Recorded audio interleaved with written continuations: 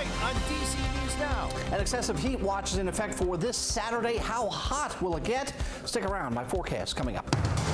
Staying safe in the heat while on the job. Just staying in the shade, making sure I have umbrellas for my guys, fans, plenty of water. The essentials to working during this heat wave.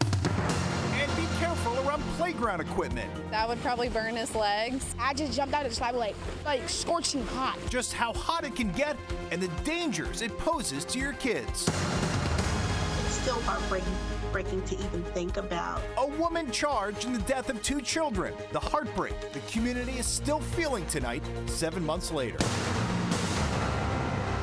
You're watching the station covering all of the DMV. This is DC News Now.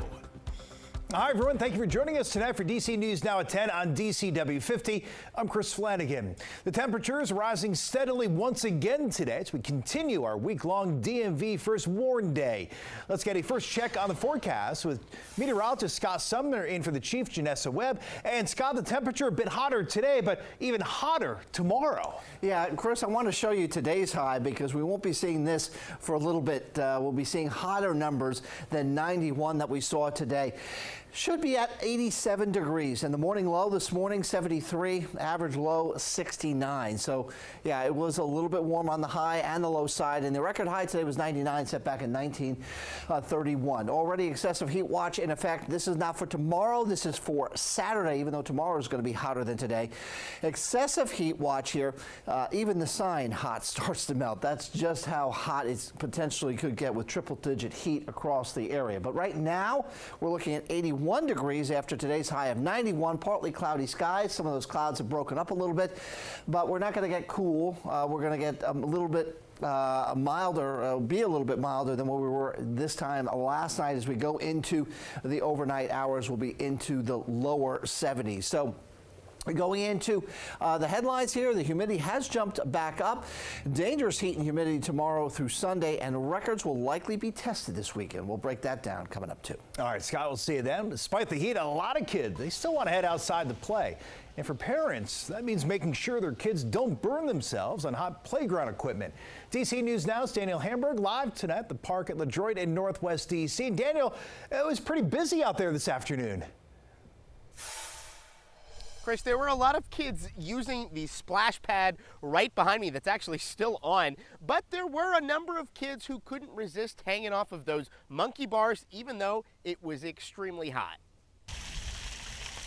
On the first day of summer, kids are taking advantage of one of DC's many spray parks. I just had to get outside. I was begging my mom for a few days, and I had to. Part of the playground at the park at LaDroit is in the shade, with kids running around on the swings and on the monkey bars. But part of it isn't. Oh, dang, it actually burned. It can be dangerous playing around on hot equipment with the possibility of burns. That's why most are sticking to the water. I said, but we're going to be in the water, you know, the sprinkler. I said, okay, we just stay in the water, not go in the playground. We'll stay right in the water. Emmett, our 2-year-old, loves to get outside every day, so this is like the solution right now since the pools aren't open during the week and the playgrounds are too hot.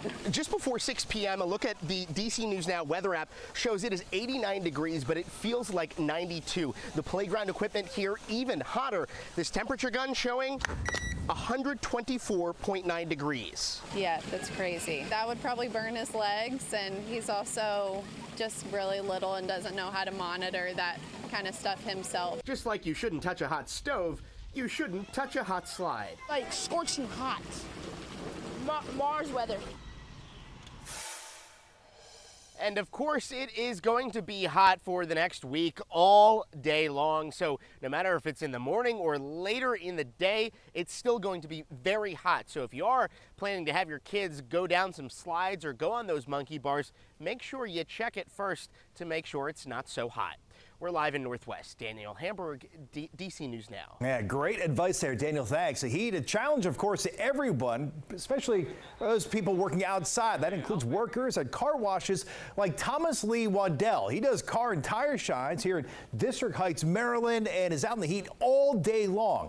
He tells us he really has no concerns about overheating, but his boss, he is concerned about the safety of his workers.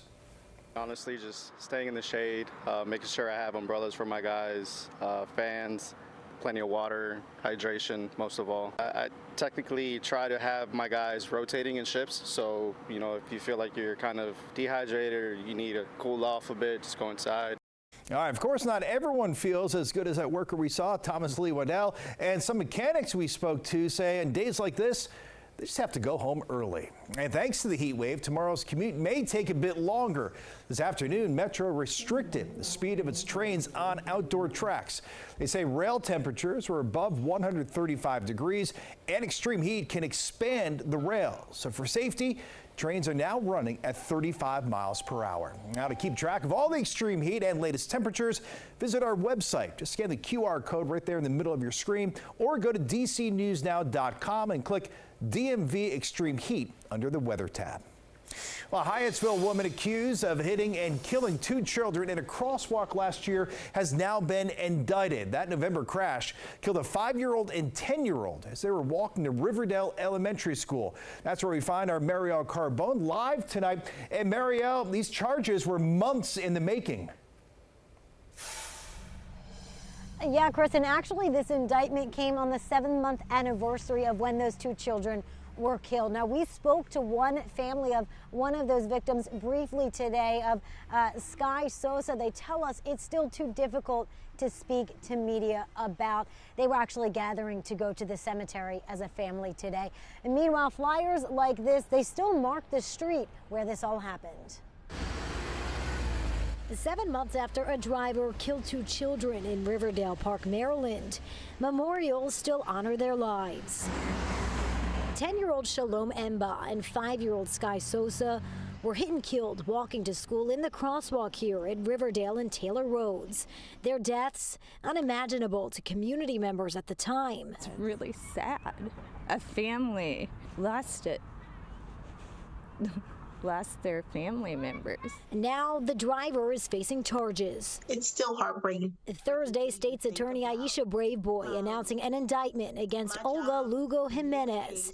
She's charged with 2 counts of criminally negligent manslaughter and 2 counts of causing serious physical injury or death of a vulnerable individual while operating a vehicle. Did she intentionally do it? Did she set out to kill 2 children that day? No, I don't think anyone can credibly say that she was. But when things like that happen, people have to take responsibility. According to Braveboy, Jimenez was driving a passenger van that took kids to school at the time, but was not affiliated with Riverdale Elementary, where the 2 kids attended.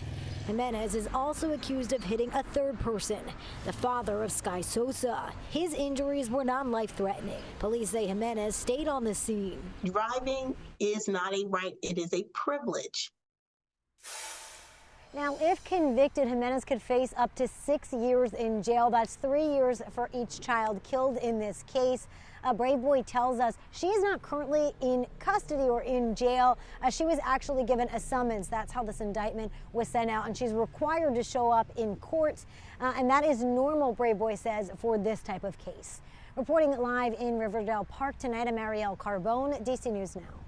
All right, developing now at 10, also in Prince George's County. Police there searching for the suspect in a deadly shooting in Landover. Officers were called to Kent Town Place off Hawthorne Street just after 5 p.m. Now, once on scene, they found a man shot multiple times. He died at the hospital. So far, we're hearing no arrests have been made. And we have new details tonight. A Prince George's County man in custody for a deadly shooting at a youth football game in Oxon Hill. DeJuan Mennefield is facing 1st and 2nd degree murder charges in the killing of Christopher Mosey. Police say he shot Mosey in the bleachers at Potomac High School Saturday. A child was also shot, but that child survived. Detectives say the shooting stemmed from an argument and the 2 men did know each other. Well, new developments tonight at 10. The FBI says they know who brutally murdered 2 young women in Shenandoah National Park nearly 3 decades ago. Our Max Marcilla joining us now. The latest developments in this once cold case. Max, it lasted years. Chris, it did. Tonight, it's a close on a case that has left a lasting impact. After more than 28 years and through a previous indictment and tons of interest in the case, the FBI has linked the suspected killer, a convicted serial rapist from Ohio who died in prison back in 2018. These posters were a call for help. The FBI has been asking for any information in an attempt to bring closure to the families of Lolly Winans, who was 26, and Julie Williams, who was 24. They were killed at their campsite near the Skyland Resort at Shenandoah National Park in May of 1996. We are proud to stand here and tell you we now know who is responsible for this heinous crime. As it turns out, the information investigators were looking for was with them the whole time. DNA evidence, which recently was entered into a national DNA database, found a match: Walter Leo Jackson Sr. Those match results confirm a certainty that is rarely seen. 1 in 2.6 trillion. Julie was the yin to Lolly's yang. Author Catherine Miles wrote a book called Trailed about the murders, and in her reporting, she says she got to know the young women. She says they met and bonded over their love for the wilderness and were in a relationship. For an entire generation of people, especially people who identify as women or as LGBTQ+, this really sort of ended their relationship with the wilderness. It really was, so scary and so disturbing. For these two women's families, it's a long-awaited day, but Miles says it's one that could come with mixed emotions. Because Jackson is deceased, he will never stand trial. There will never be a conviction. There will never even be an arrest. And so in a lot of ways, this case will never actually be closed. Now, this case has been through its twists and turns, including the arrest of Darrell Rice back in early in this century. Now, at the time, the U.S. Attorney General said the killing was a hate crime, and he tried to prosecute it as such. But the charges against Rice were dropped once forensic evidence cleared him. Fast forward to today. The FBI says there is no evidence that Jackson acted because of the victim's sexual orientation. Chris? All right, Max Marcel, the big break there. Max, thanks. Meanwhile, this is the second time in just days DNA evidence has been used to crack a regional cold case. Earlier in the week, we reported Montgomery County police made an arrest in the killing of Leslie Peer. She was found dead in her Chevy Chase home back in 2001. Eugene Gligor was arrested this week thanks to DNA evidence from the crime scene. All new tonight, if you saw smoke billowing over Gaithersburg, Maryland today, well, this is why. A transformer carrying 500 gallons of mineral oil caught fire at an industrial complex off Perry Parkway. Investigators say nearby buildings were evacuated just as a precaution, but nobody was injured. The fire was contained shortly after.